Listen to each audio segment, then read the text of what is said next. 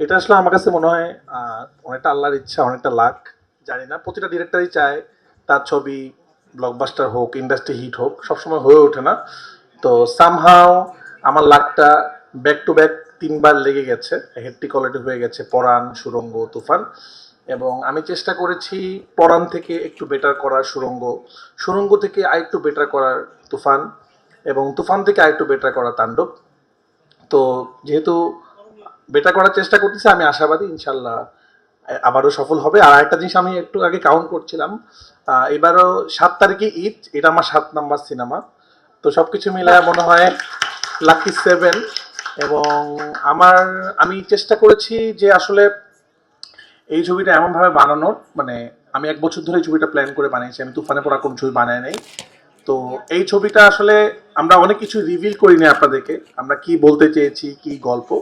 But এতটুকু বলবো যে এই ছবিটা বাংলাদেশে কমার্শিয়াল সিনেমাকে, কমার্শিয়াল গল্প বলার ধরনকে, কমার্শিয়াল স্টাইলকে একটু হইলেও চেঞ্জ করবে।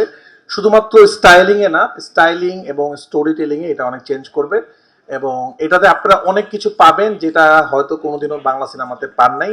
এবং এই সিনেমাতে আপনারা অনেক সারপ্রাইজ হবেন সব কিছুতে ইনশাল্লাহ।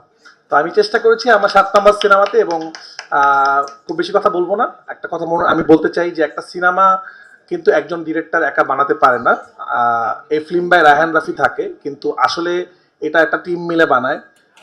তো আমি আমার টিমকে আমার মনের অন্তঃস্থল থেকে ধন্যবাদ দিতে চাই যে আমি বিশ্বাস করি আমি একটা বেস্ট টিম পেয়েছিলাম বলেই আমি হয়তো বেস্ট সিনেমা বানাতে পেরেছি। তো আমার টিমের প্রতিটা মানুষ বেস্ট, এই জন্যই হয়তো আপনাদের কাছে বেস্ট লাগে।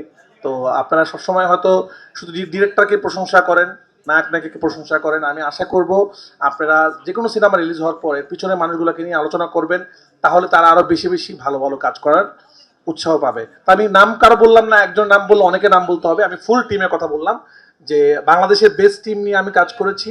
এবং আমি চেষ্টা করেছি যে যতটুকু পারা যায় বাংলাদেশে শুট করার জন্য, কারণ বাংলাদেশে যে ভালো ছবি বানানো যায় সেটা আমরা প্রমাণ করতে চাই। তো আপনারা দোয়া করবেন, এবং পরশুদিন দেখছেন সিনেমা, আপনারা আমাদেরকে জানাবেন আপনাদের কেমন লাগলো। সবাইকে আবারও ধন্যবাদ। রাহান রাফি, আমার আরেকটি প্রশ্ন আছে। তাণ্ডবের মাংকি